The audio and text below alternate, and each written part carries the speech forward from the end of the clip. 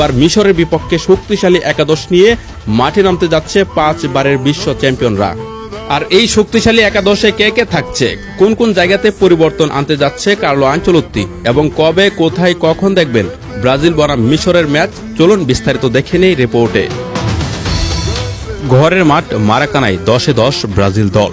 পানামার বিপক্ষে ডমিনেট করে ব্রাজিল দিয়েছে মোট 6টি গোল। একই সাথে গোলের বন্যা বইয়ে নিজেদের জানান দিয়েছে আরও একবার।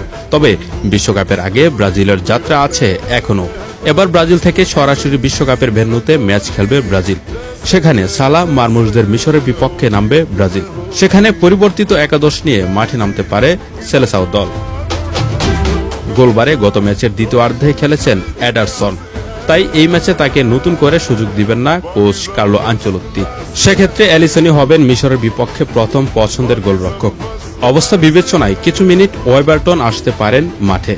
সেন্টার ব্যাকে ফিরবে ম্যাগালাইস ও মার্কিনিউসের জুটি। যেহেতু বিশ্বকাপ শুরুর একাদশে থাকবে এই জুটি, তাই নিজেদের বোঝাপড়ায় পরের ম্যাচের শুরুর একাদশে থাকবেন তারা। সেক্ষেত্রে আগের ম্যাচ খেলা ব্রেমার ও লিও পেরেরা বাদ পড়বেন মিশরের বিপক্ষের একাদশ থেকে। ফুল ব্যাকেও আসতে পারে পরিবর্তন। রাইট ব্যাকে আসতে পারেন রজার এবেনেজ, লেফট ব্যাকে দেখা যেতে পারে ডগলাস সান্তোসকে। কেননা আগের ম্যাচে লেফট সাইডের রক্ষণে বেশি মনোযোগ দিতেন সান্দ্রো, আবার আক্রমণে নজর বেশি ছিল ওয়েসলির। তবে পরের ম্যাচে দেখা যেতে পারে ভিন্ন চিত্র। মাঝমাঠে ক্যাসমিরো ও ব্রুনো গিমারাইস শুরুর একাদশে থাকবেন অনেকটাই নিশ্চিতভাবেই। তবে গত ম্যাচের পারফরম্যান্স ও মরক্কোর বিপক্ষে প্রস্তুতির জন্য পাকুয়াতে আসবেন মূল দলে। সেক্ষেত্রে অ্যাটাকিং মিডফিল্ডার হিসেবে দলে থাকবেন লুকাস পাকুয়াতা, দিবেন ক্রিয়েটিভিটির যোগান। লেফট উইংয়ে ভিনিসিয়াসকে দেওয়া হতে পারে বিশ্রাম। আগের ম্যাচ না খেলা মার্তিনেল্লি আসতে পারে শুরুর একাদশে। অপরদিকে আগের ম্যাচে অ্যাটাকিং মিডে খেলা রাফিনহাকে পরীক্ষা করাতে পারে রাইট উইংয়ের জন্য, কেননা এখনও চূড়ান্ত নয় বিশ্বকাপে তার পজিশন। এদের সাথে শুরুর একাদশে থাকবেন মাতিউস কুনহা।